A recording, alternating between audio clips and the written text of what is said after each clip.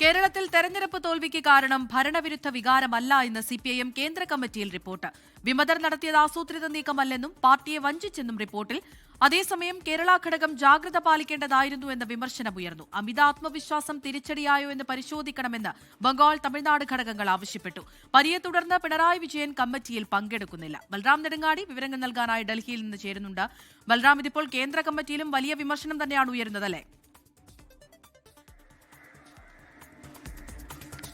അമൃത, ഇന്ന് ചർച്ചകൾ ആരംഭിച്ചു കഴിഞ്ഞിരിക്കുകയാണ് കേരളത്തിലെ തെരഞ്ഞെടുപ്പ് തിരിച്ചടി സംബന്ധിച്ച കേന്ദ്ര കമ്മിറ്റിയിൽ. ഈ കേന്ദ്ര കമ്മിറ്റിയിൽ ഉച്ചയ്ക്ക് മുമ്പായി ജനറൽ സെക്രട്ടറി MA ബേബി അവതരിപ്പിച്ച റിപ്പോർട്ടിലാണ് കേരളത്തിലെ തിരിച്ചടിക്ക് കാരണം ഭരണവിരുദ്ധമല്ല, വികാരമല്ല എന്നുള്ള പരാമർശമുള്ളത്. ആ റിപ്പോർട്ട് ആകട്ടെ സംസ്ഥാന സെക്രട്ടറി കഴിഞ്ഞ പോളിറ്റ് ബ്യൂറോ യോഗത്തിൽ സമർപ്പിച്ച റിപ്പോർട്ടിന്റെ അടിസ്ഥാനത്തിലാണ് തയ്യാറാക്കിയിരിക്കുന്നത്. ന്യൂനപക്ഷ വോട്ടുകൾ UDF-ന് അനുകൂലമായി ഏകോപിപ്പിച്ചതാണ് തിരിച്ചടിക്ക് കാരണമായത്. BJP വോട്ടുകളും UDF-ന് അനുകൂലമായി പോൾ ചെയ്യപ്പെട്ടു എന്നുള്ള പരാമർശവും ഈ റിപ്പോർട്ടിലുണ്ട്. ഇതോടൊപ്പം തന്നെ വിമതർ പാർട്ടിയെ വഞ്ചിച്ചു.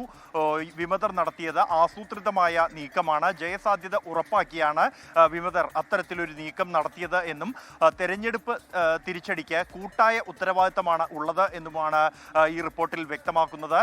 സംസ്ഥാന ജില്ലാ ഘടകങ്ങളിൽ നടന്ന യോഗങ്ങളിലെല്ലാം തന്നെ നേതൃത്വത്തിനെതിരെ കടുത്ത വിമർശനം ഉയർന്ന ഒരു പശ്ചാത്തലത്തിൽ, നേതൃമാറ്റം അടക്കമുള്ള ആവശ്യങ്ങൾ ഉയർന്നു വന്ന ഒരു പശ്ചാത്തലത്തിലാണ് ഇത്തരത്തിൽ ഈ റിപ്പോർട്ടിൽ പരാമർശിക്കുന്നത്. ഇതോടൊപ്പം തന്നെ ഈ ചർച്ചകളിൽ കേരളത്തിൽ നിന്നും 2 അംഗങ്ങൾ ഇതുവരെ പങ്കെടുത്ത് സംസാരിച്ചിട്ടുണ്ട്. ഇതോടൊപ്പം തന്നെ ഈ ചർച്ചകളിലും സംസ്ഥാനത്തിനെതിരെ കടുത്ത വിമർശനങ്ങൾ ഉയർന്നിരിക്കുന്നു. കേരള ഘടകം കൂടുതൽ ജാഗ്രത പുലർത്തേണ്ടതായിരുന്നു എന്നും രാജ്യത്ത് തന്നെ ഏറ്റവും പ്രതീക്ഷ CPM പുലർത്തിയിരുന്ന ഘടകമായിരുന്നു കേരള ഘടകം. ഒരു ഭരണ തുടർച്ച അവകാശപ്പെട്ട ശേഷമാണ് ഇത്തരത്തിലൊരു കനത്ത തിരിച്ചടി പാർട്ടിക്ക് സംസ്ഥാനത്ത് ഉണ്ടായിരിക്കുന്നത്.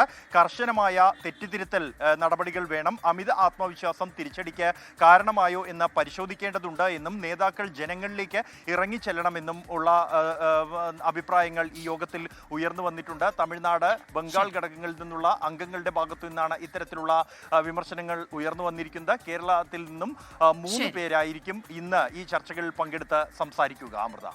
ബൽറാം നെടുങ്ങാടിയാണ് ഡൽഹിയിൽ നിന്ന് വിവരങ്ങൾ നൽകിയത്.